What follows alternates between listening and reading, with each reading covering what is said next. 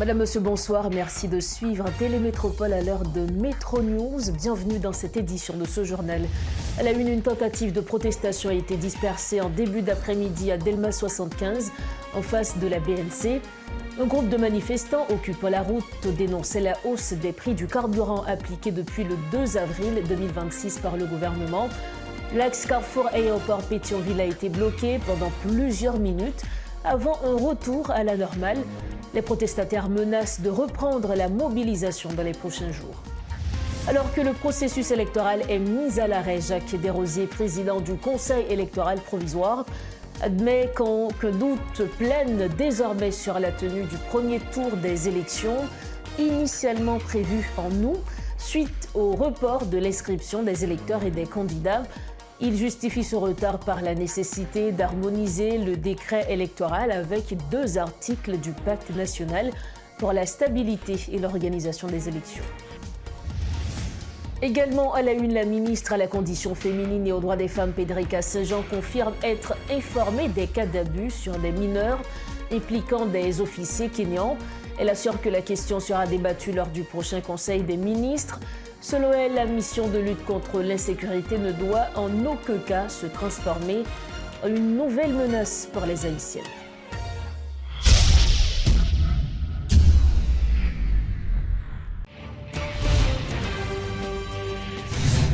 Bienvenue au développement des titres de l'actualité. Une tentative de protestation a été dispersée ce jeudi en début d'après-midi à Delma 75, en face de la BNC. La PNH est intervenue rapidement et la zone a été sécurisée. Un petit groupe de manifestants occupant la route dénonçait la hausse des prix du carburant appliquée depuis le 2 avril 2026 par le gouvernement. De pneus enflammés ont été placés sur la chaussée, la circulation a été ralentie. L'axe Carrefour-Aéroport Pétionville a été bloqué pendant plusieurs minutes avant un retour à la normale. Des protestataires maintiennent leur mouvement de revendication contre l'augmentation du prix du carburant sur le marché national. Des blocages de rues ont de nouveau été constatés sur plusieurs artères de la commune de Delma. De la foulée, un regroupement de syndicats fait part ce jeudi de son intention d'observer un arrêt de travail général à partir de lundi prochain. Tout cela pourrait exiger le retrait des nouveaux tarifs appliqués au carburant. Une décision qu'il juge d'une extrême gravité. Suivez ce reportage de Réti Fortuné. Les protestataires n'en démordent pas, une semaine après l'entrée en vigueur de la hausse des prix à la pompe. Ils continuent de dénoncer une mesure prise, selon eux, au mépris de la réalité économique de la population. Depuis l'annonce officielle, les mouvements de blocage de rue sont monnaie courante, notamment dans la commune de Delma. Ce jeudi encore, les forces de l'ordre ont dû intervenir dès les premières heures pour limiter les dégâts. Cette forte hausse des tarifs est insupportable pour une population dont le salaire journalier stagne depuis des années. Face à l'échec des démarches du Conseil supérieur des salaires auprès du gouvernement, les syndicats ouvriers ont pris la parole devant la presse pour exprimer leur mécontentement. Je dis pour un monde qui travaille dans la zone métropolitaine Port-au-Prince dans Sonapi, qui habite Carrefour, il dépense en moyenne 600 gouttes par jour pour les venir travailler dans Sonapi. Ça c'est dans le temps normal. Si pas de courir, si pas de route qui bloquée, la payer comme ça. Il dépense pour manger dans le matin s'il a besoin de prendre un bagage entre 2 à 500 gouttes. Pour faire entendre leur voix, ils envisagent de se mobiliser dès la semaine prochaine. Les syndicalistes prévoient des arrêts de travail systématiques afin de contraindre les autorités à revenir sur leurs décisions. Donc lundi matin, c'est une journée de grève. Nous sommes capables de dire une grève d'avertissement dans tout secteur de la population, dans toute couche. Donc ouvriers qui travaillent dans les factories, c'est une jeune déjà, ils sont tous mobilisés. Il a annoncé 3 journées de mobilisation, 3 journées de grève dans les factories. Et nous-mêmes, dans le secteur éducatif, là, nous avons la même dynamique. Nous-mêmes, les gens qui ont pompe gasoline, puis il y a qui travaillent dans la pompe gasoline, l'augmentation du prix gaz, c'est pour les propriétaires pompe, pas pour les gens qui travaillent dans la pompe, ils ont la même situation en tout. Donc c'est ça que fait. Nous dit, même les gens qui travaillent dans la pompe, il faut qu'ils observent juste ça tout, retirer à la caillou pour pomper le gasoline, pas jouer les gens qui peuvent venir vendre gaz là-dedans. Parce que situation, comme machine n'a monté pour eux même tout, comme machine n'a monté pour toute la population. En raison des tensions internationales, les autorités ne paraissent pas disposées à baisser les prix des produits pétroliers sur le marché national. Ni le gouvernement, ni le conseil consultatif n'ont pour le moment réagi face aux protestations qui risquent de s'intensifier dans les prochaines semaines. Les produits de première nécessité commencent à subir l'impact de l'augmentation des prix des produits pétroliers à la pompe. Alors que les petits commerçants ajustent les prix des biens de consommation, de nombreux citoyens se plaignent. Le Conseil supérieur du salaire appelle le gouvernement à revoir la grille salariale, car le salaire minimum journalier d'un ouvrier étant nettement inférieur au coût d'un gallon de gasoline. Maître Price Cyprien, vice-président du Conseil supérieur des salaires, est avec nous sur le plateau de Maître News ce soir. Maître Price Cyprien, bonsoir. Merci infiniment d'être avec nous sur le plateau de Maître News. Bonsoir, c'est un plaisir pour nous d'être là encore une fois sur Métropole afin de pouvoir discuter des choses du pays. Justement, nous allons discuter des choses du pays. Petit rappel pour les téléspectateurs, vous êtes docteur en criminal law, également professeur associé à Kennedy University et professeur également à l'Université d'État d'Haïti. Mais vous portez ce soir sur le plateau le chapeau du vice-président du Conseil supérieur des salaires. Vous êtes avec nous, nous allons justement parler de ce point. Avec la hausse des prix des produits pétroliers, vous qui faites partie du Conseil supérieur des salaires, vous appelez aujourd'hui à une réunion urgente avec les autorités pour discuter de la question du salaire minimum. Bien sûr, ça fait depuis quelque temps qu'on est en train de voir ça avec le gouvernement. N'oubliez pas que le ministère de tutelle du Conseil supérieur des salaires, c'est le ministère des Affaires sociales. Donc, on a déjà alerté notre ministère à ce sujet et on doit avoir incessamment une réunion avec le ministre des Affaires sociales. Et du même coup, on a sollicité quand même une rencontre avec le Premier ministre pour pouvoir avancer sur ce sujet. Est-ce que vous croyez que cette démarche va apporter des fruits le plus tôt que possible, parce que c'est sûr que la population aimerait bien voir une augmentation du salaire minimum notamment. Bon, c'est vrai que légalement, le Conseil supérieur des salaires doit se réunir régulièrement, tout au moins chaque 3 mois, pour voir comment produire un rapport annuel au gouvernement sur la situation des salaires dans le pays. C'est ce qui a été fait en avril 2025. En avril 2025, nous avons soumis le dernier rapport, le 8e rapport du Conseil supérieur des salaires en avril 2025. Mais malheureusement, avec la situation du pays, je pense que le gouvernement n'a pas eu le temps ou bien ne s'est pas penché sur la situation afin de pouvoir améliorer les conditions de salaire des différents segments de la vie nationale. Mais tout au moins, avec la hausse des prix du pétrole, je pense qu'il est plus qu'urgent de sonner la sonnette d'alarme afin de pouvoir agiter le gouvernement et le pousser à prendre des mesures nécessaires. Parce que quand il y a des situations qui bouleversent quand même la vie économique nationale, il faut mettre en branle, je dirais, des politiques publiques appropriées pour voir comment faire la balance entre le secteur des employeurs et le secteur des employés. C'est vrai que la situation, on peut le croire, frappe ceux qui n'ont pas les moyens, mais aussi on va voir que la situation d'insécurité et aussi ce phénomène qui vient juste de s'abattre sur nous, et ces situations ont provoqué quand même la fermeture de pas mal d'entreprises. Ouais, donc il y a beaucoup d'entreprises qui sont fermées. Oui. Donc ça concerne tout le monde. Le produit pétrolier est un produit transversal. Donc ça touche non seulement les employeurs, mais aussi les employés, je dirais même les gens de petites bourses. Vous avez déjà une idée du montant que peut proposer le Conseil supérieur des salaires pour l'augmentation du salaire minimum? Bon, et il faut dire que dans la nomenclature des salaires en Haïti, il y a au moins 7 segments. Donc à chaque segment, on peut proposer une augmentation. C'est ce qu'on avait fait au niveau du 8e rapport. Donc c'est une situation très complexe.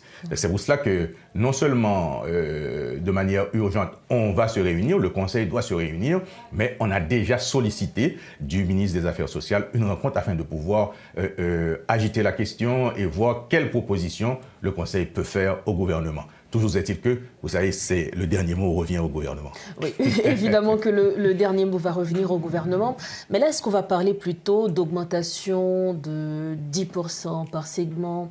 Donc, je pense que la population aimerait être sur une piste. Non, on ne peut pas, sur les 7 segments, on ne peut pas les aligner pour dire que bon, on va donner 10% d'augmentation à tout le monde. Donc, il y a des situations particulières, secteur hôtellerie, secteur pétrolier. Donc, sur chaque secteur, on avait, l'an dernier, on avait produit des augmentations allant de 10 jusqu'à, si mes souvenirs sont bons, jusqu'à 40%, suivant certains secteurs. Parce qu'il y a des secteurs qui ont été vraiment traités en parents pauvres. Donc, on s'était dit, après réunion des 3 entités du Conseil supérieur des salaires, n'oubliez pas que dans le Conseil, il y a 3 représentants de l'État, 3 représentants des employés et 3 représentants des employeurs. Donc, on avait discuté et à partir de l'indice des prix à la consommation, des données de l'IHSI, des données économiques qu'on avait sur Haïti, on avait fait 7 propositions pour les 7 segments. Mais malheureusement, jusqu'à présent, le 8e rapport n'est pas encore pris en considération par le gouvernement. Toutefois, nous, en tant que Conseil supérieur des salaires, nous commençons déjà à œuvrer, à cause de la situation économique actuelle, œuvrer sur le 9e rapport qu'on doit présenter au plus tard au mois de septembre prochain. Donc, au plus tard au mois de septembre prochain. C'est l'exigence légale. Donc, c'est pour dire que l'augmentation, votre proposition ne sera pas pour bientôt. Non, je ne dis pas ça. Je ne dis pas ça parce qu'il faut quand même rencontrer le ministre, ensuite le Premier ministre et faire des propositions. Parce que la situation de l'augmentation des prix du pétrole est venue comme une sorte de cheveu dans la soupe. Donc, ce n'est pas quelque chose à laquelle on s'attendait. Donc, dans ce cas, est-ce qu'on ne pourrait pas faire une considération dans ce cas, comme le cas pour l'installation du conseil de suivi sur le marché pétrolier, ça a été fait très rapidement. Oui. Donc, est-ce qu'il ne peut pas y avoir dans ce cas une considération particulière? Bien sûr, c'est important. C'est important. Je pense que ça va pousser, dans un premier temps, le gouvernement à réagir sur le 8e rapport et à partir du 8e rapport, faire un ajustement suivant les secteurs. Parce que, comme je vous ai dit, ça touche autant les employeurs, avec les pertes d'emploi, et aussi les employés qui sont dans une situation de vulnérabilité à cause non seulement de la hausse des produits pétroliers, mais encore l'insécurité qui nous fait la vie dure depuis un certain temps. Hein. Oui, justement. Et donc vous invitez, vous appelez le gouvernement justement à se pencher sur ce dossier. Merci infiniment à vous, Maître Price. Inévitablement, le gouvernement doit agir vite parce que vous voyez déjà qu'il commence à avoir des barricades et des pneus enflammés dans les rues. Moi, je pense que pour qu'il y ait un abaissement social, le gouvernement doit agir et agir vite. Le gouvernement doit agir et agir vite. C'est donc sur ces mots que nous refermons cette entrevue. Merci encore à vous, Maître Price Cyprien. Merci beaucoup. C'était un plaisir d'être avec vous. Merci beaucoup. Voilà donc les propos du vice-président du Conseil supérieur des salaires. Il était l'invité de Maître Nons ce soir. Merci de votre fidélité à Métro News. Jacques Desrosiers, président du Conseil électoral provisoire, admet que doute plane désormais sur la tenue du premier tour des élections, initialement prévu en août, suite au report de l'inscription des électeurs et des candidats. Le responsable de l'institution justifie ce retard par la nécessité d'harmoniser le décret électoral avec 2 articles du Pacte national pour la stabilité et l'organisation des élections. Écoutons le président de l'institution électorale, Jacques Desrosiers. Je dis qu'on doute, sur moi doute là, parce que ça va dépendre de finalisation et harmonisation qu'on a fait dans le décret avec publication. Parce que c'est la publication qui va déterminer le reste et processus.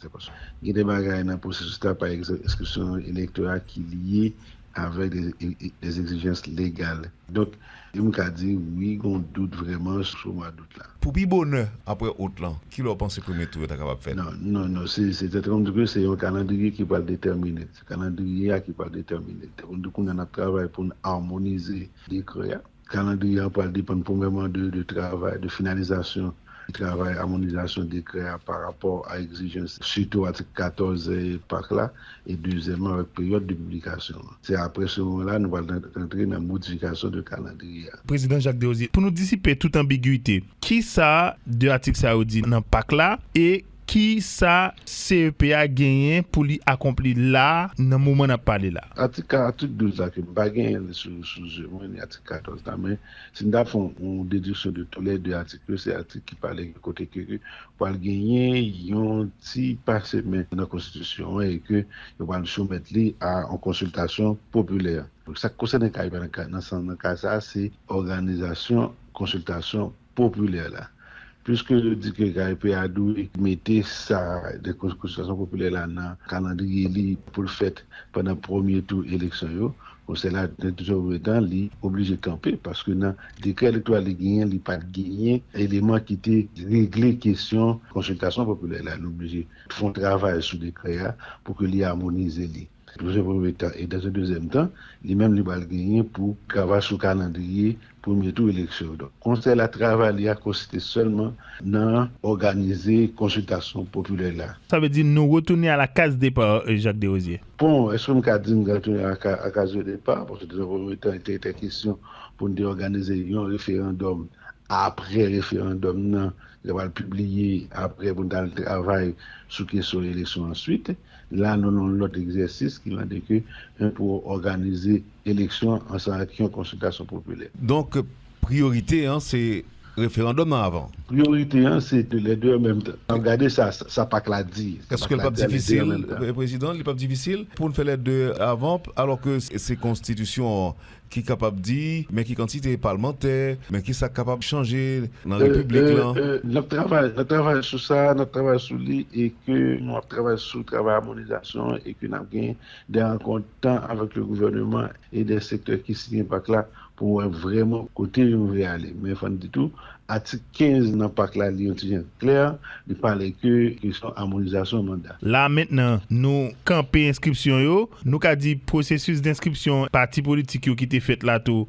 C'est des bagages nous pas retourner sur yo ou bien? Non. Normalement, pas une possibilité pour nous retourner sur le parti politique. Parce que nous campons sur l'inscription électorale avec ce parti candidat parce que c'est des bagages qui liés à des bases légales pour avancer là-dedans. Par exemple, l'inscription électorale, on a un décret qui a dit que faut que l'inscription électorale la ferme 60 jours avant le jour du scrutin. Normalement, si que nous travaillons sur un calendrier, si nous travaillons sur un, nous obligés de camper l'inscription électorale parce que c'est lié à une question légale, un délai légal. Donc, tout ça qui est lié à la question de délai légal, KEPA, il a donné les fins de travail à harmonisation pour publication et un nouveau calendrier. Parce qu'il y a des éléments qui sont liés à des délais légaux. Mais cependant, pour les activités, il y a continuer de travailler. Est-ce que nous avons l'impression que la population ou bien l'électorat comprennent ce qu'a fait là? Est-ce que le message est passé, Jacques Desrosiers? Vous avez le sentiment que le message est passé à ce niveau? Bon, on va interpréter ça. Question 300 partis politiques là, avec possibilité pour 300 candidats à la présidence et autres. Challenge ça. Nous commençons à réfléchir un peu sur lui pour qu'on qui va le contourner ou bien pour lever défi ça, président. Bon, son défi pour nous lever, il faut que les partis politiques, acteurs politiques, d'accord, comprennent que c'est un défi pour lever. Il faut que les acteurs politiques comprennent que les partis politiques connaissent que organiser une élection de 300 partis politiques qui s'est demandé comme challenge. Mais nous, après ça, nous là pour nous respecter, et c'est la loi dit qu'il y a un parti politique qui respecte tout ça, la loi dit qui inscrit une bagarre, l'autre bagarre pour nous faire, que nous faisons avec lui. Cependant, que tout challenge, il dépend de partis politiques et acteurs politiques. Là, nous réfléchissons sur ça, pas nous si tête fait mal? Non, nous continuons à réfléchir, nous faisons travail, nous viens de le faire. Autre dossier, le parti politique Inifos dénonce le massacre perpétré dans la localité de Jean-Denis, à Petite-Rivière de l'Artibonite par les gangs de Savian. Lors d'une cérémonie de présentation du nouveau comité du parti ce jeudi, son coordonnateur national, l'ingénieur Jean Dieudonné Lubin, en a profité pour dénoncer la hausse des prix du carburant par les autorités, mettant en avant le contexte actuel qui, selon lui, n'est guère propice à une telle décision. Il a également exprimé son intention de se désolidariser du pacte national pour la stabilité et l'organisation des élections signées entre le chef de la primature et des partis politiques en début d'année. Jean-Dieudonné Lubin et Gary Benjamin sont respectivement président et porte-parole du parti Unifos. Massacre sur rivière la Tibonite là, c'est une autre tragédie. Unifos dénoncer absence d'un plan sérieux pour mater l'insécurité et qui t'a chita sur prévention, justice sociale et renforcement des institutions de sécurité. Nous présentons ces partis nous bail tout membres sympathisants Unifos qui sont victimes dans le département de la Tibonite dans la tragédie ça. Et nous présenter ces partis nous bail toute population en général. Sous augmentation prix gaz là, Unifos dénoncer autorité de l'État et secteur privé qui augmenté prix gaz dans le pays sans aucun accompagnement réel pour masse peuple là. Plus passer 7 milliards de gouttes pour soi-disant accompagnement social, t'es qu'à servir pour subventionner gaz pour un petit temps. Augmenter le prix gaz, c'est augmenter la vie chère. C'est aggraver la situation, plus passer 1,5 million de personnes qui déplacent internes. C'est aggraver la situation tout parents à professeurs de l'école. C'est mettre discussion entre passagers, chauffeurs moto et chauffeurs camionnette dans 4 coins du pays. En conclusion, Unifos a signé un pacte national pour la stabilité avec le Premier ministre pour le pays à prendre route et stabilité. Il ne faut pas oublier que dans le calendrier du Conseil électoral, et nous avons regardé les démarches du Conseil électoral, nous sommes sur bonne voie. Pour faire changement dans la modification faite dans le calendrier électoral, c'est justement le temps que nous avons fait passer pour organiser l'élection. C'est pas parce que pas de gain pour ça dans PAC là, mais il ne faut pas oublier que le Conseil électoral a fait un enregistrement des partis politiques, c'est enregistrement des électeurs qui a commencé à faire là. Brusquement, monsieur a pris un décret pour dire qu'il a modifié le calendrier du Conseil électoral. Pour qui ça? Une seule raison, juste pour ne pas organiser l'élection dans le pays. Juste pour que nous, dans ma race, que nous sommes là. Eh bien, nous-mêmes, au niveau des Unifos, nous dénonçons ça, nous disons, nous ne pouvons pas marcher dans la logique ça. Si le gouvernement n'a pas pris mesure pour organiser l'élection, il n'a pas pris mesure pour mettre sécurité dans le pays, il n'a pas pris mesure pour débloquer toute route nationale qui bloque, eh bien, nous-mêmes, au niveau des Unifos, nous déjà désolidariser nous ensemble avec le gouvernement, ça, avec PACSA, nous avons signé. Démarche que nous prenons depuis les nous fait ce impact là, depuis les PM dans l'état dirigé pour conduire, dans toute interview nous avons regardé dans la métropole, dans toute station que nous avons interview, nous avons dit nous avons gouvernement 3 mois. Si dans 3 mois pas rien fait, nous-mêmes nous avons retiré nous dans pas que ça nous signé. Pour refermer la page nationale de Metro News, la ministre à la condition féminine Pedrika Saint-Jean confirme être informée de cas d'abus sur des mineurs impliquant des officiers kenyans. Invitée à la rubrique Le Point ce jeudi, la responsable assure que la question sera débattue lors du prochain Conseil des ministres. Pour elle, la mission de lutte contre l'insécurité ne doit en aucun cas se transformer en une nouvelle menace pour les Haïtiennes. Écoutons la ministre Pedrika Saint-Jean. Et encore une fois, nous déplorons, nous condamnons, mais on a dit que c'est ce genre de cas qui fait que depuis avant que je sois ministre, moi, j'étais à la tête d'une plateforme d'organisation de femmes qui était le dialogue interfemmes. Côté nous avons sorti un document qui les droits à la sécurité, les droits à la vie. Mais avant de sortir ce document, c'est que nous avons fait et que nous avons à travers le pays, nous avons fait des dialogues départementaux. C'est justement pour en ce qui a trait à la sécurité femmes, son bagage pour le gouvernement et pour les Nations Unies. Pencher sur eux, sécurité femmes. Mais deuxièmement, c'était une façon tout pour nous par la suite, un an après, venir sur une résolution que Haïti signe. OK, que 172 pays signent. C'est la résolution 1325. Femmes, paix, sécurité. Une raison qui fait ouais, ces genre de mission, les venir dans le pays, notamment Haïti, et yo toujours fait même gens me dit les comme ça moun ça yo mal comporté et faut que juger et c'est parce que en pile fois pas gain femme là-dedans femme per sécurité vinn fait que et côté que y a prend décision pour bailler pays à sécurité faut que femme là-dedans maintenant force cap vinn aider autour faut que femme là-dedans et résolution 1325 là côté moi-même en tant que féministe d'alors, qui est toujours féministe, mais qui gagne statut ministre, nous retirer le tiroir et il vient faire que pendant le ministre ONU Femmes accompagner ministère conditions femmes et droits femmes et nous faire plaidoyer, nous faire rencontre, focus group sur toute l'étendue du territoire et très prochainement nous allons gagner ça nous relève un plan d'action national. Plan d'action national là pour mettre les femmes au cœur de la sécurité. C'est pas seulement insécurité pour une zone. Mais côté que nous prenons chita. Pardon? Le gouvernement beaucoup discuter sur ça, pour réfléchir sur ça, pour qu'on ait est-ce qu'il y a des plaintes formelles, il y a des enquêtes qui vont l'ouvrir sur Kassa. Nous pouvons parler sur ça? Et moi sûr que l'arrivée dans les oreilles monde pour l'arrivée, ok, gagner une discussion comment c'est fait et t'as espéré que dans le plus prochain Conseil des ministres, t'as une décision qui prend ou du moins t'as une parole qui dit parce que nous avons un gouvernement qui est à l'écoute de la population et le Premier ministre lui-même est toujours dans le Conseil des ministres même si chaque ministre a un secteur mais il y a des problèmes nationaux c'est nous tous qui pour réfléchir sur lui alors et moi sous groupe et gouvernement gagné ministre qui commençait et débat qui commençait débat et c'est là moi au courant. OK, moi joini après ONU Femmes ne veut pas moi après un journaliste qui veut pas moi mais et gouvernement Zorelli tout côté et nous commencer débat sur lui. Voici le rappel des titres à la une de ce jeudi. Une tentative de protestation a été dispersée en début d'après-midi à Delmas 75 en face de la BNC. Un groupe de manifestants occupant la route dénonçait la hausse des prix du carburant appliquée depuis le 2 avril 2026 par le gouvernement. L'axe Carrefour-Aéroport Pétionville a été bloqué pendant plusieurs minutes avant un retour à la normale.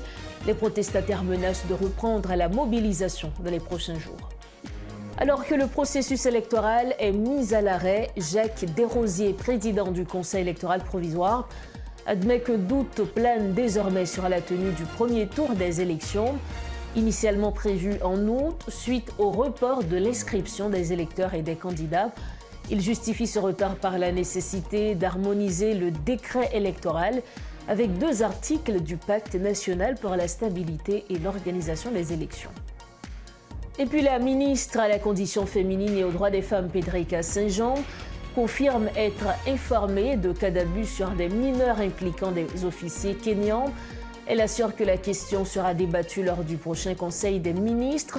Selon elle, la mission de lutte contre l'insécurité ne doit en aucun cas se transformer en une nouvelle menace pour les Haïtiennes. C'est ainsi que nous refermons cette édition de Métro News. Merci de l'avoir suivi. On se retrouve demain soir. Prenez soin de vous. Bonsoir.